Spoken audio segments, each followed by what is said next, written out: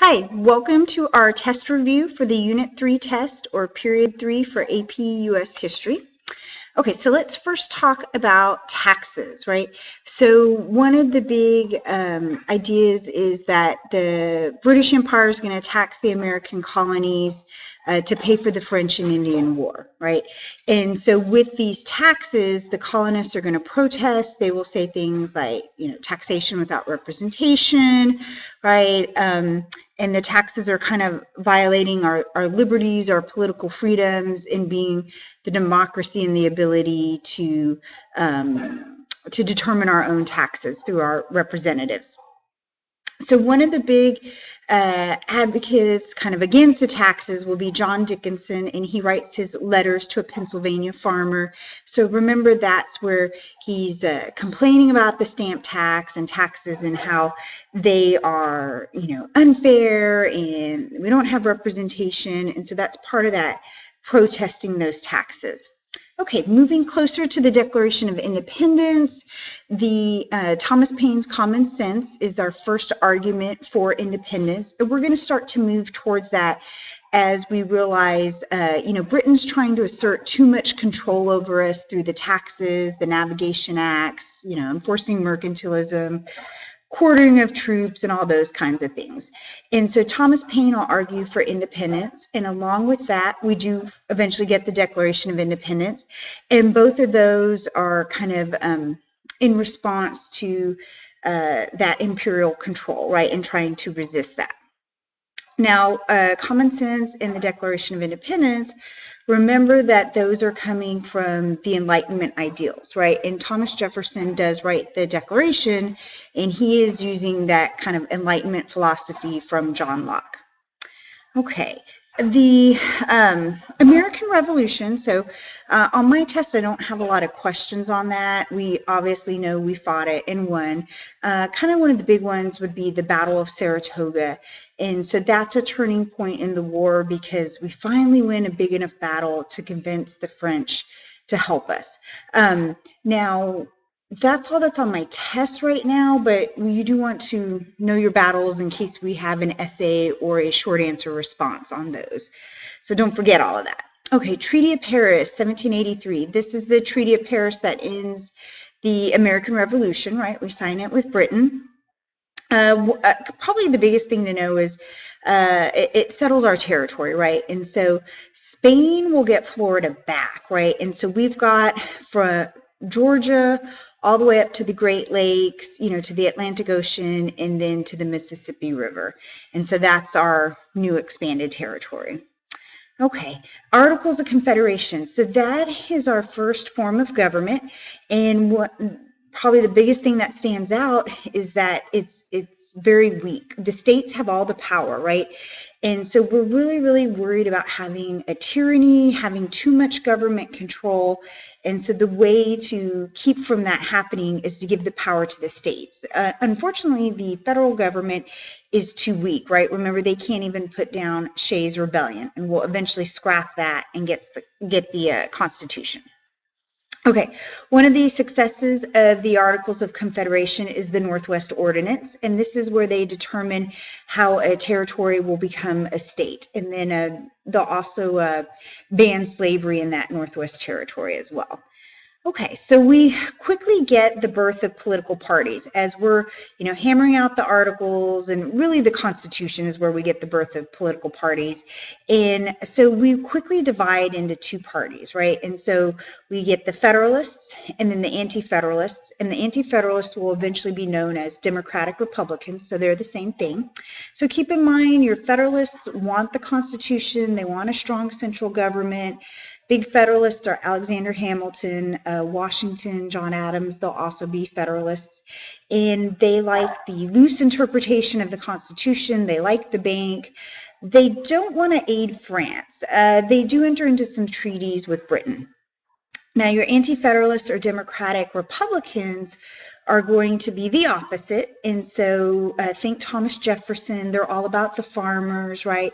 90% of Americans at this time are farmers, so it does make sense to be for them. But they like strict interpretation of the Constitution, so they would not be in favor of the bank. They also are going to favor France. And so a lot of their kind of policies are going to want to ally or help France out. Okay, so this kind of gives way to bipartisan politics. So what does bipartisan politics mean? So bi means two, partisan for party, right? So two-party politics. So we quickly have those Federalists, Anti-Federalists, or Federalists and Democratic Republicans. And so it's really just two political parties, right? Two kind of opposites. So we don't have 3 or 4 or 5 different political parties, or just one. And that pretty much shapes kind of American politics for most of our time frame. Okay, so we finally get the Constitution. Probably the biggest thing to know about that is the federal government now has all the power, right? The federal government supersedes the state government, and the states will have to yield to those federal laws. Now, we do, the Democratic Republicans do say that we do need to add that Bill of Rights before they will ratify the Constitution, and we do. And they want those Bill of Rights because they fear that strong central government. They fear too much governmental control. But of course, everyone wants the Bill of Rights, right? All your freedoms of speech, religion, right to bear arms, all of those good things. So it's not anything that anyone's ever against. Okay, the French Revolution, it actually has a huge effect on this time period. So first the French, peasants are trying to overthrow the monarchy, change that government, right? And then quickly the French will start fighting Britain, right? But when the French are trying to overthrow the government, they ask the Americans for help. And this is where George Washington's like, oh, let's do a neutrality proclamation. Let's try to stay neutral. We're not quite ready to get involved with France's problems. And think about it. If they help the peasants, okay, then they upset the monarchy. If they help the monarchy, then, the peasants and the commoners are upset with us and may not want to trade with us. And so we just kind of stay out of that. And Washington's farewell address, remember, warns us of permanent foreign alliances. And a lot of that is due to France. Like, we're very thankful that they helped us get our independence, but we're not quite returning the favor. We're very weary of, having that permanent alliance with them. Now, in addition, Washington warns us against political parties, but it's too late. We already have those. Okay, so the French Revolution, as we kind of move to them fighting with Britain, right? The Democratic Republicans want us to help the French, and the Federalists kind of want to sometimes side with the British or just not get involved. And so something that John Adams will have passed under his reign as president will be the Alien and Sedition Acts. And so remember, these are the acts that said where you can deport any aliens or deport them in times of war. Sedition would be if newspaper writers or editors publish anything criticizing the president or Congress or the government, they can be imprisoned or fined. And so what he's trying to do with that is silence the Democratic Republicans, who tended to be immigrants, and they also tended to, criticize the government in the newspaper, right? Much like today, right? Today we can criticize the government, whether it's on TV, Facebook, whatnot, right? That's something that we can do. And so Adams is trying to kind of silence that because he's taken a lot of heat from the Democratic Republicans because we're not helping the French. And then, of course, the XYZ affair. A lot of the Federalists want to go to war with the French. And so it's kind of exacerbating that situation for him. Okay, so Adams is out of office, so we get the Revolution of 1800. So maybe not that revolutionary, it's just the peaceful transfer of power from the Federalists to the Democratic Republicans. And so now Jefferson is elected and is our new president, right? And no bloodshed, he comes in nice and easy. So Jefferson's that Democratic Republican. So remember, he's going to favor states' rights, but he doesn't really change a lot of policies, right? He doesn't fire his whole cabinet. He doesn't do anything like that. So he kind of keeps a lot of those economic policies. The bank has its charter. It will eventually die out. He does let the Naturalization Act dies out, Alien Sedition Act. He'll pardon people that were imprisoned or fined on the Sedition Act, and then he will get rid of that excise tax. Okay, probably the shining moment of his presidency will be the Louisiana Purchase, right? Okay. Republican motherhood. So remember, that's where women have a little bit of elevated social status in that they're raising those good, virtuous citizens, right? They're training kids to love democracy and have that civic duty, and, you know, democracy, equality, all of those good qualities instilled in the children. So women don't get the right to vote, or other political rights, but they do have a little bit of an elevated status, right?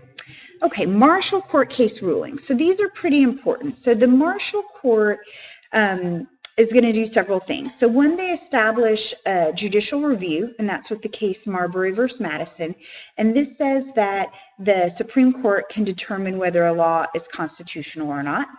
And then the other court cases pretty much, they determine that the judiciary, right, the judicial branch is the final say with our laws, right? They determine what's constitutional. And then the other things they do are strengthen federal rights and weaken states' rights. And then they also strengthen the power of businesses and the rights of businesses. So obviously Marshall is a Federalist, right? Okay, Jay's Treaty. Oh, Jay's Treaty. Under Jefferson, but also part, this has some problems with the French, right? So Jay's Treaty, we sign it with Britain, and the British agree to get out of the Northwest Territory, right? They were supposed to have left under the Treaty of Paris 1783, but they were still hanging around. And we want them out of that area because, our farmers are moving in there. We're trying to get into that area. Now, what's the problem with this treaty is that the French don't like it. They're like, why are you having a treaty with Britain? I thought you were our allies. And so you still have that kind of underlying problems with the French. It's also a bad treaty because Jay comes back agreeing to pay pre-war debts for the merchants, which they're obviously not going to like that. Okay, Louisiana Purchase is kind of Jefferson's big shining moment. I don't think we have to go into that too much.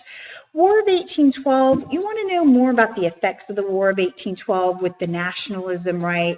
And one of the big things we're doing with that war is establishing this kind of global independent identity, right? We're a new country. Britain's trying to bully us. France is trying to bully us, right? They're capturing our ships. They're impressing our sailors. They're trying to force us, to not trade with their enemies or, trade with them.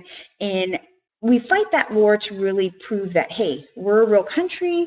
We can do what we want. You can't bully us, and we can be neutral if we want. And so that's kind of one of those big things with that war. And it is a good sense of nationalism, right? And with that, we build our economy, we have our literature, the Hudson River School. Remember, that's our first kind of unique American art with the landscapes.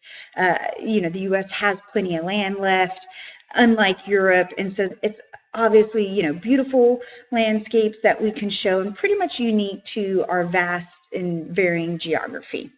Okay, Missouri Compromise. So remember, this is going to kind of end and start some controversy over slavery. So Maine will come in as a free state, Missouri will come in as a slave state, and now we start to see states will come in pairs, right? A slave state and a free state at the same time to keep that balance. And the other thing with the Missouri Compromise, at first they thought this would solve kind of the controversy over slavery, but kind of having that definite line, people are going to want to change that in the future. Okay, Second Great Awakening is our last real quick topic. Remember, this is an evangelical religious revival, right? Encourages people to, have this evangelical Protestant Christianity, right? And evangelical is where you go out, you kind of spread your new religion and ideas and values, and people are ultimately pretty religious overall in the United States. And so that will spread, and we will get to those reform movements in a couple chapters. So that's the basis of what's on this test. I hope this helps you out, and good luck tomorrow.